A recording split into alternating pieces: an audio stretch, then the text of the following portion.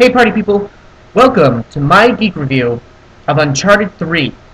Spoilers abound. My name is DK Birch. As I've already stated, this is my geek review of Uncharted 3. This is a 2-year-old game for the PlayStation 3. If you're a PlayStation owner and you have not played the Uncharted series, well, then shame on you. If you have and you know what's coming, stay tuned. This is not really so much without going into spoilers, I don't like this game. In order to adequately explain what it is about this game that I actively dislike, I need to explain a little theory that I have noticed in modern entertainment and media, a disease called threequelitis. Threequelitis is when the third entry in a franchise or series closely mimics what happened in the first entry. Let's give you a few examples. Star Wars. In Star Wars Episode 4, A New Hope, a bunch of rebels are going up against the Galactic Empire. The movie starts out on the planet Tatooine. The movie ends with the destruction of the Death Star. In Star Wars Episode 6, Return of the Jedi, the movie is centered around a group of galactic rebels battling against the Galactic Empire. The movie starts out on Tatooine, and it ends with the destruction of Death Star. Silent Hill. In the first Silent Hill game, protagonist Harry Mason is searching the town of Silent Hill for his young daughter, Cheryl Mason, and as the game goes on, he discovers that there is a cult in the town that is trying to bring about the birth of their god, thus creating the creepy circumstances in the town and in the game itself. In Silent Hill 3, Heather Mason, daughter of Harry Mason, is running around through Silent Hill, of course, more towards the end of the game, but she runs around trying to foil a plot by the same cult trying to bring about the birth of their god, which is leading to the creepy circumstances and events in the game and in the town of Silent Hill itself. Alien.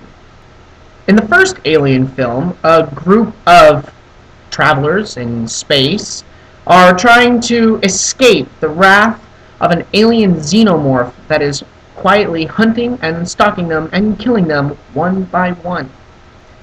In Alien 3, a group of space prisoners are trying to escape the wrath of a single alien xenomorph as it quietly hunts and stalks and kills them one by one.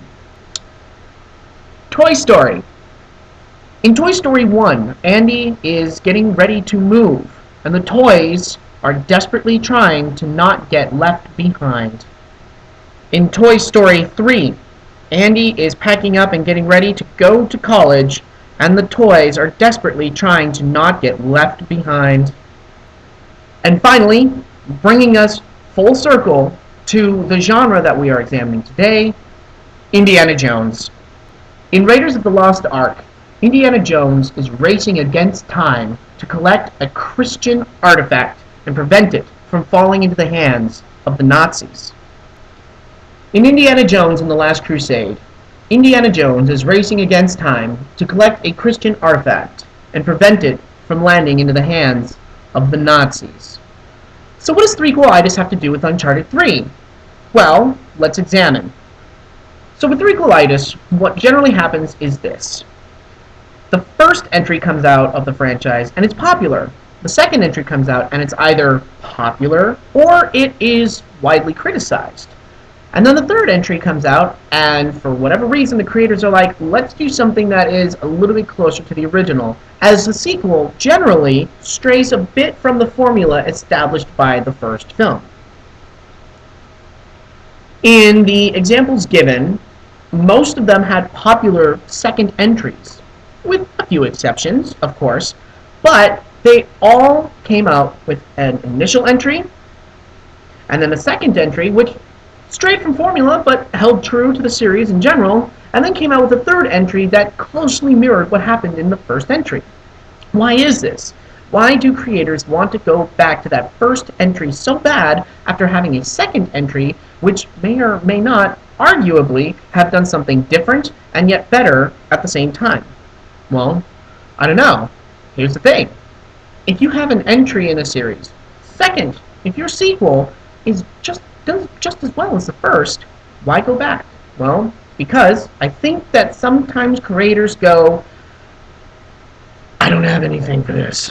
So, they try to give the audience a little bit more of what they enjoyed in the very first place while trying to remain true to what has been previously established in the second entry. This doesn't always go very well.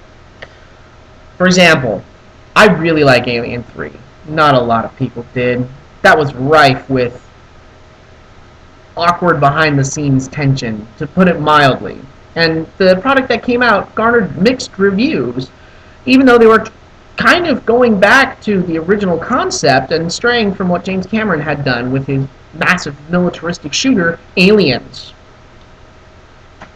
In the case of Star Wars, it's arguable that George Lucas was attempting to go back and mirror the events of Star Wars Episode 4 by doing Return of the Jedi Episode 6 the way that he did.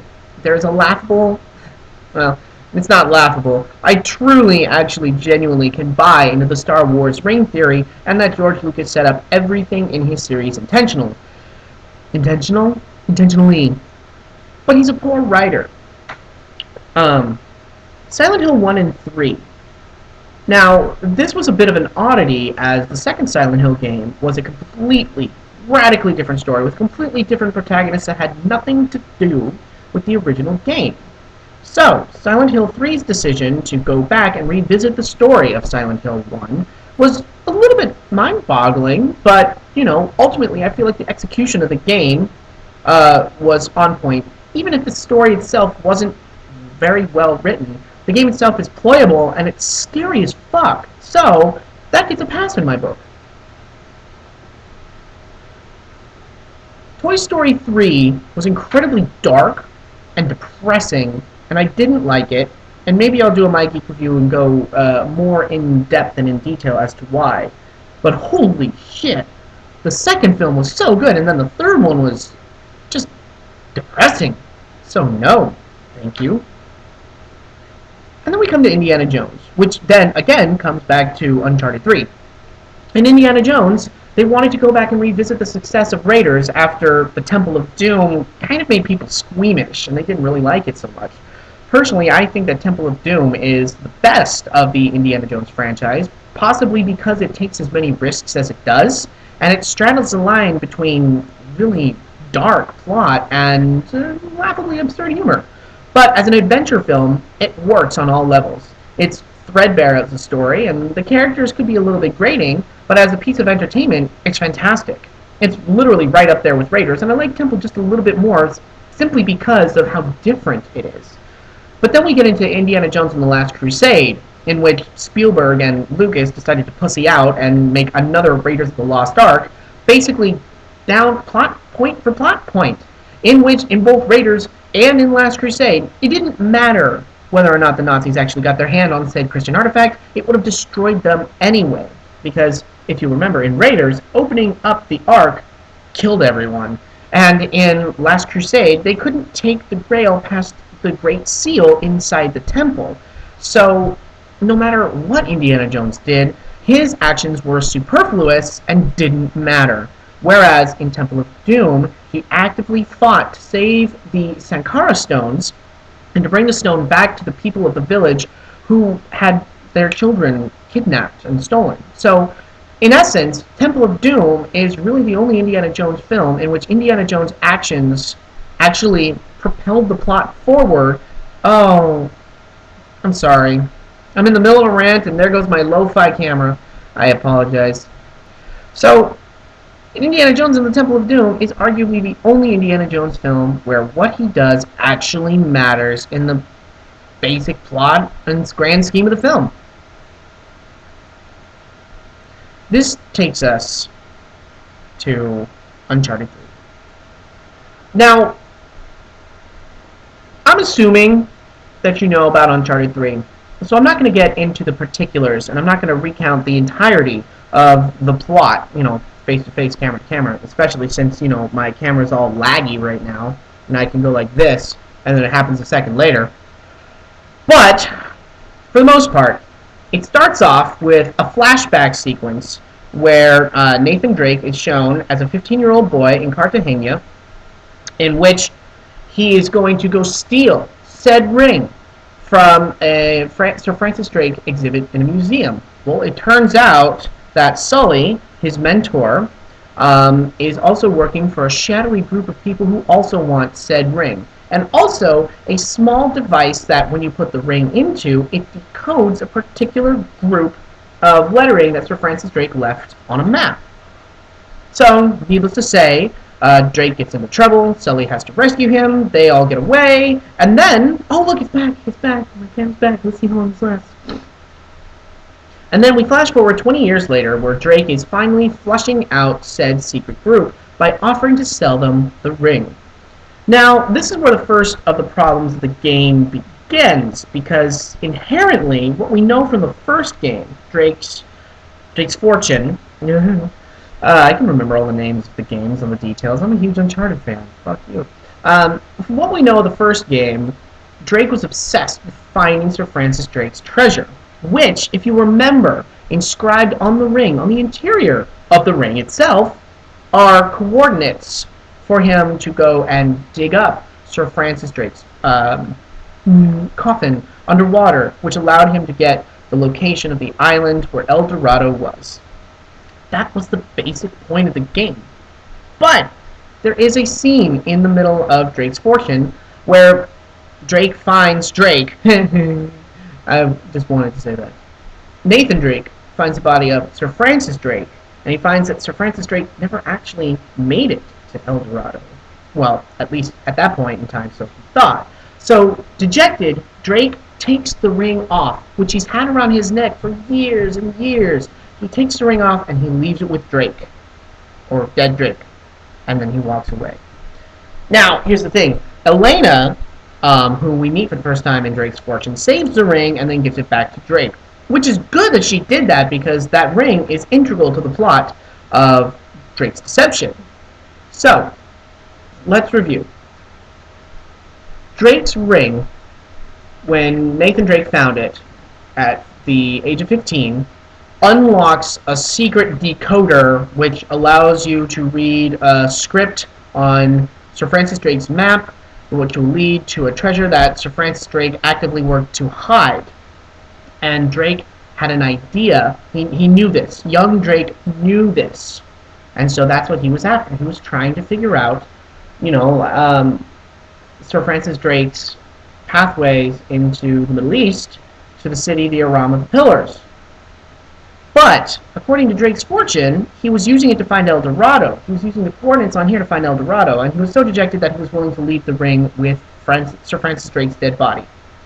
So we've got already a contradiction. Number one, either the ring is important enough for Drake to hold on to it for 20 years so that he can use it on the secret decoder, so he can eventually find the city that he finds in Uncharted 3, or it's a ring that had coordinates that allows you to go to El Dorado based on Sir Francis Drake's findings, and it's only important enough for that. And once you see what I'm saying, like it doesn't make sense. The story writing doesn't make any sense over here. Let's talk about the scenarios. Now, Naughty Dog has never made any kind of bones about the fact that they write their action scenarios first, and then they write a story connecting everything together. The plot and story in Drake's Fortune is kind of thin and only there enough to connect you to go from place to place. But it's at least straightforward and doesn't take any plot twists or turns, at least any that are large enough for it to be glaring in the face of like how this could possibly make sense. In Uncharted 3, however, they set up a lot of scenarios that, and arguably arguably the best in the series. There's a magnificent sequence when you're, it's the best sequence in the game, in my opinion, is when Drake is on board a cargo plane. He sneaks on board, he gets found out, and then he gets into a fight, and then, the back of the plane opens up, things start spilling outward.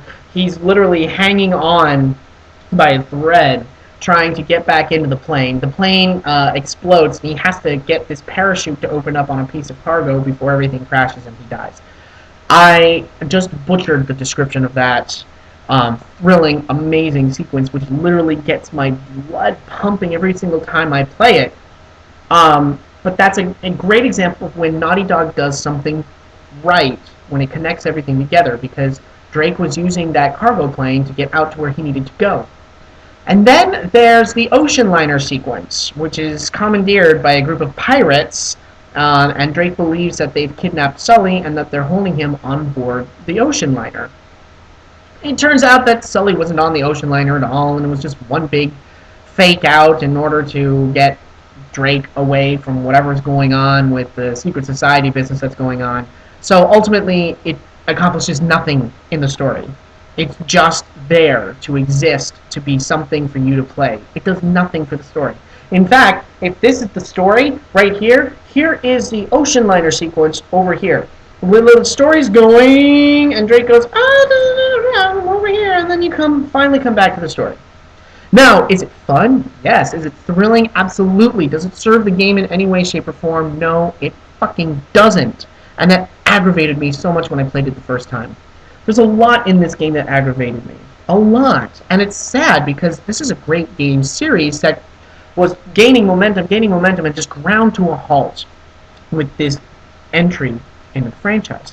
For example, I don't know how many walking/running sequences there are where you're not actually doing anything but just moving forward. At the beginning in Cartagena, when you're young Drake, you just follow Sully. Like, you follow him through the streets of Cartagena. And then there's like 2 or 3 chase sequences where you literally just have to run. You can't fight, you just have to run. You run across rooftops. Twice you run across rooftops and through streets in the game. There are 2 of those. There are, so aside from following Sully, there's also the one at the very beginning of the game when you're, now in present day, and you're going to go into the Secret Society's headquarters. Everyone is walking. It's a scene out of a movie where, like, you've got your 4 heroes and they're all walking side by side down the street, but that's it. It's a dialogue-heavy sequence that could have been done as a cinematic, but instead you're forced to play through it. It's gameplay padding. There's another sequence which, although technically and graphically amazing, it still does nothing for the story. You play as Drake, and you're walking across the Rubicali Desert, which is absolutely massive, vast, and desolate, and you spend a lot of time as Drake walking through it, having hallucinations. Voices are in your head, the voices of the people of the secret society, and it doesn't really explain why. Is it a massive hallucination, or is he actually walking through the desert? And that sequence doesn't make any sense. Oh, my camera's lagging again, I apologize.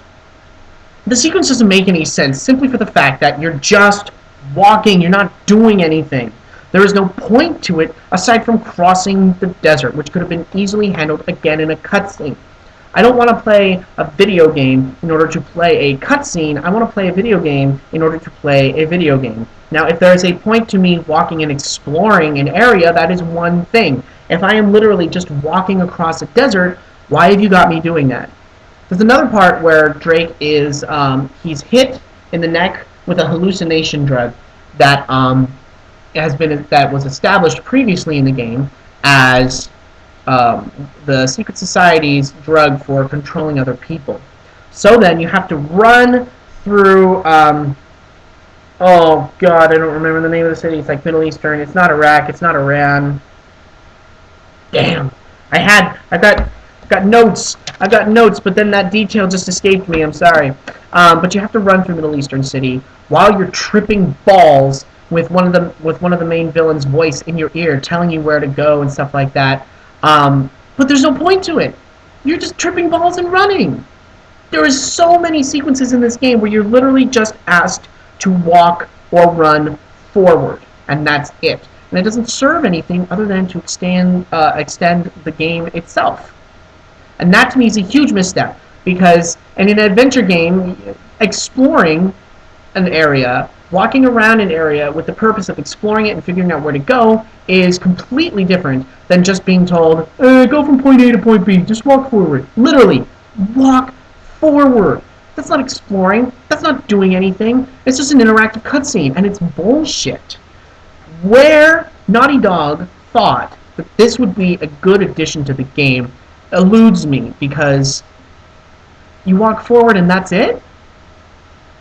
Okay. That's what you want me to do. Well, speaking of villains, let's get into who the villains are. I don't know.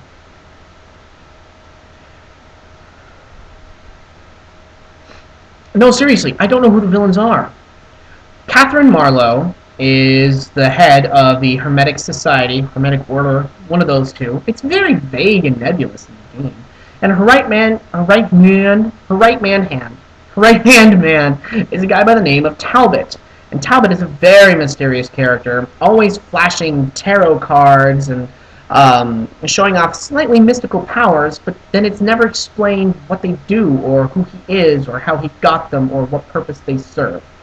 And Marlowe is also a vast enigma, the leader of a secret society that has been searching for Iram of the Pillars for over 20 years and somehow hasn't been able to find Drake or Sully at any point in given time during that. So, like, you know, it's like they exist underground, they exist in secret, but at the same time they have enough power and enough pull to be able to travel across the globe and set up secret operations and dig sites and stuff like that. But they can't find Drake or Sully, whose exploits are not exactly, you know, shall we say, hidden or covert. The two of them are very well known in the treasure hunter circles.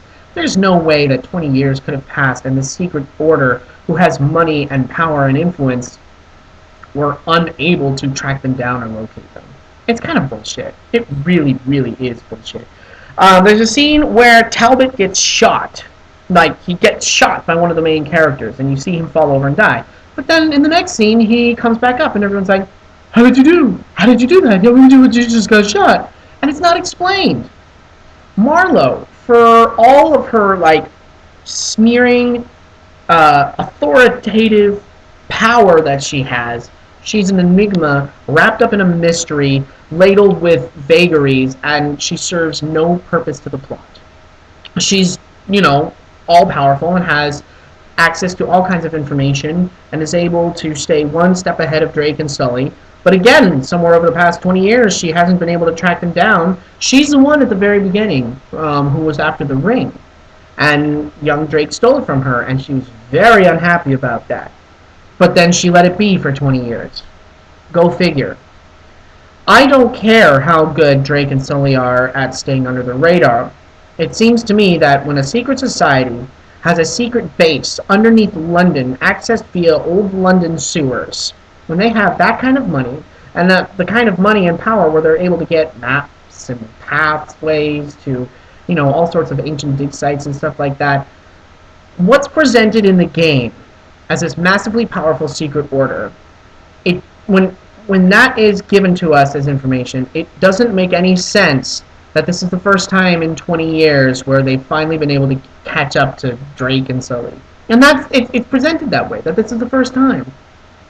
There's no sense, there's no explanation. Like I don't mind a little bit of vagary, you know? Like, make me think a little bit, make me wonder a little bit.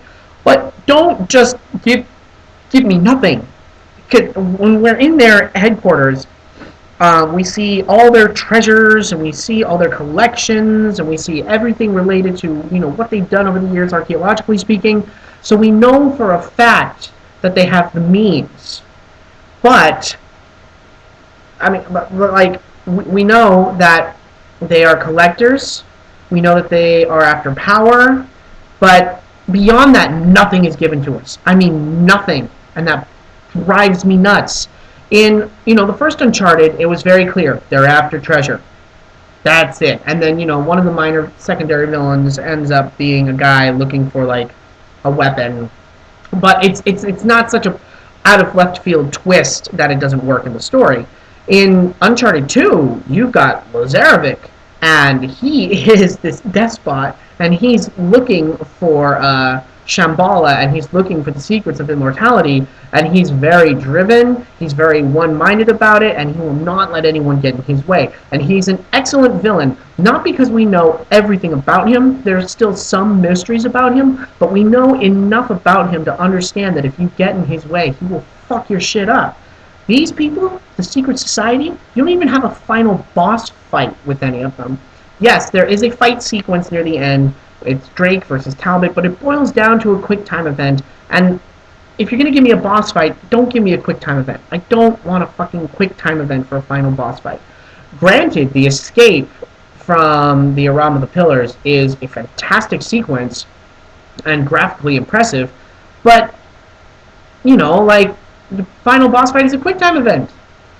It's a shame. It's such a shame. You have, like, next to no control over it. It's just you fight, you press a button, you fight, you press a button, and then that's it. The game repeats itself even. It cribs sequences from Uncharted 2 and presents them like with a slightly different spin. It's not innovative. It's bullshit. The sequence where Drake is riding horseback and then has to jump from truck to truck as they drive across the desert towards the entrance to Aram the Pillars is literally almost jump for jump the entire truck chase sequence of Uncharted 2. Up in the hills and the snows, where Elena's driving a truck, and then you have to jump across and jump across. It's a fantastic sequence. It was completely and totally 100% innovative when it first came out in Uncharted 2. And then when they did it again in Uncharted 3, it was absolutely derivative. Graphically, the game is impressive. The story writing is absolute. I don't know, it's meandering. You've got people who repeat over and over to Drake, why are you doing this? This is a bad idea. And Drake goes, well, you know, I have to just get on about it. You know, this is a really bad idea. Like, this is a treasure that everybody's been trying to keep hidden for thousands of years. And even the last guy who came here said we shouldn't find it. You realize this is a bad idea? You don't understand. I have to find it. That's the gist of the story. I don't know how many times people in the game tell Drake, this is a bad idea, don't go and do it. And he stubbornly goes along. His real motivations are never revealed. Is it simply because Marlowe pissed him off as a kid and, you know, like made him feel insignificant and insecure? It's not really revealed. It's not really shown. It's implied, but that implication is also so vague that it could be taken any way you want it and doesn't give any insight into the character. That's part of the journey of the story, is the insight into the character. That is what made the first two Uncharted games really good games. Even when the story was at its weakest, it was giving insight into the character and how he was changing. In this story, it's just a complete, Drake is stubborn, Drake wants to do this, Drake wants to spite those people who made him feel small. And that's it. And that's the extent of it. So, I don't know. Amy Hennig, who is the screenwriter, the story writer for all three Uncharted games, she did a fantastic job in the first two games. And somewhere in the midst of the story writing for this third game, things fell awry, unfortunately. And the story just isn't there. It doesn't connect, it doesn't make sense, and it doesn't offer a good payoff at the end. Aside from Drake putting everyone he loves into, you know, into harm's way, so that he can go and find something that ends up not being anything, and he walks away with nothing in the end. What does he walk away with? He walks away, you know, with Elena. He reunites with Elena. But when it comes to the treasure, when it comes to the journey, when it comes to everything that happened in this film, does it matter? Did this adventure matter? No. It's the same thing as in Raiders of the Lost Ark or fucking, you know, Last Crusade. He didn't need to do anything. He didn't need to do anything. It would have collapsed on top of them, like, all together. Like, the whole thing just blew up in everyone's faces, and it's just... So what's good about this game? Let me tell you, the multiplayer. Now, if Uncharted 3 had just been released as multiplayer component only, this video would not be happening.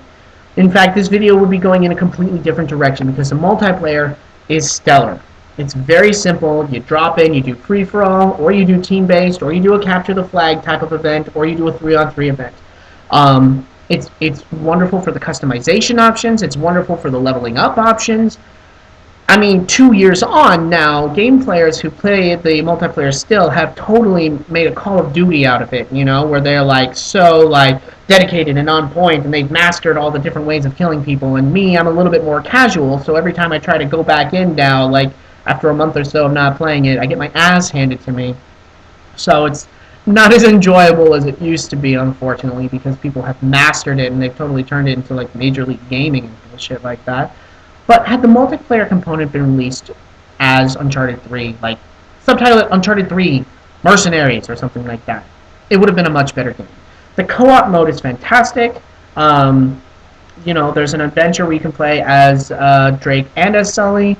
There's just like a co-op arena mode. Like all the multiplayer stuff is great. So well integrated, so well thought out that it seems to me like they knew that the story was kind of shitty, and so they threw on the multiplayer and made it the way that it is in order to kind of make up for that.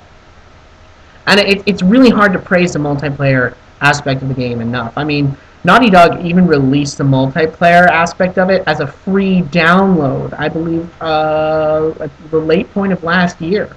A separate free download for those of you who didn't have the full game. Now, you couldn't play everything in the multiplayer with a free download. If you wanted to upgrade, you had to, buy some DLC, and that's fine. That's fine. I'm totally on board with that. Because you don't need the single player to enjoy the multiplayer, unfortunately. In fact, you don't even need the single player at all. I love some of the moments in Uncharted 3. Like the ocean liner sequence. I actually really enjoyed playing through it. The cargo plane sequence, I actually really enjoyed playing through that. The escape from the sunken city, I really enjoyed playing through that. But there's so much of this game that doesn't make sense and is really difficult to wade through. All the walking sequences, all the like awful story sequences, there's so much that you have to get through in order to find the gems that it really feels like you're digging and digging. Maybe the point of the game was to make you feel like an archaeologist, like you're digging for treasure, and that once you finally find the treasure, you should feel rewarded for that. Unfortunately, the story itself does not warrant this game being played in any way, shape, or form outside of the multiplayer. So, for those of you who own a PlayStation, if you've never played the Uncharted series, I highly recommend getting Uncharted 1 and 2, and getting the multiplayer component for Uncharted 3. As for Uncharted 4, it remains to be seen. Talking is not my strong suit. It remains to be seen how Uncharted 4 will turn out. I did a little My Geek review on my impressions of the 15 minutes of gameplay footage that we got. I am a little concerned, especially considering that they're copying what looks like a few gameplay mechanics from other games that have come before it, and considering the last time they copy-pasted an action sequence, Uncharted 2, it didn't feel very fresh whatsoever. Uncharted 3, I cannot recommend as a game. The single player is just derivative. It ignores anything that happened in the previous games, any kind of continuity, and it doesn't offer any gratifying or satisfying resolution to anything that happens in the game. I'm going to give the game a D. I'll even be so generous as to give it a C-, because there are wonderful action sequences littered throughout the game. However, you have to go through a lot in order to get to them. So,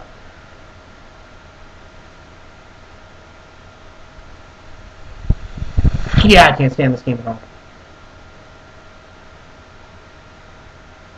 Thank you so much for watching my geek review of Uncharted 3, Drake's Deception. Click in the, look below. I've got more. Check in the description. You can, you can find links to the Uncharted 3 multiplayer. You can find California Kings Gaming channel on YouTube, which features me and my brothers. We're always trying to do something fun. And I'll include a link to my review of the Uncharted 4 gameplay footage to kind of wrap up this sequence. So, like, comment, subscribe. Tell me what you think about the concept of threequelitis. Tell me what you think about Uncharted 3, why you love it and or hate it, and or just kind of feel mad about it. But that has been my geek review, and thank you so much for watching, and I'll see you next time.